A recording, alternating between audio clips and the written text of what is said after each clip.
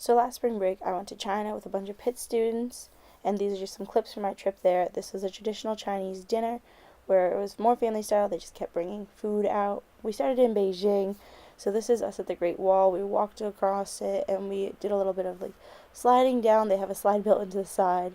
And then next we went. So as you walk into Tiananmen Square, you're also entering the Forbidden City, which is important. One of the things I found the most interesting about China, especially Tiananmen Square, is the fact that they have a lot of cultural importance. They have a lot of significance with the colors and royalty, and a lot of knobs on the doors would come in 9 because that's an important number to the Chinese culture, and it counts for good luck. No matter where we visited, these places had like deep, rich reds, the golds, like I said. Everything's very grand to show the riches and express wealth among the culture, which was very important for them. That was all in Beijing, which was a lot more smoggier and whatnot because of the pollution. After that, we went to Suzhou, where so we went to Tiger Hill Pagoda, where you can see here there's a lot of Chinese scripture painted on everything or carved into the stone itself. Here's an example of inside a building. This is also known as the Pisa of the East because this tower is leaning. After that, we went to a silk factory because China is a big producer of silk and silk goods, so that's important to their culture and their identity.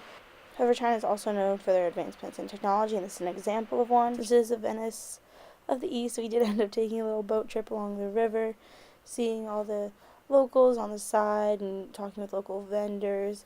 There was traditional music on the ship. This is actually one of the students playing for us. But after that, we went to Shanghai, which was my favorite city of the trip.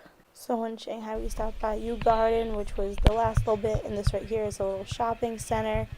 So we ended our trip on a boat tour looking at Shanghai, which we'll see in a second.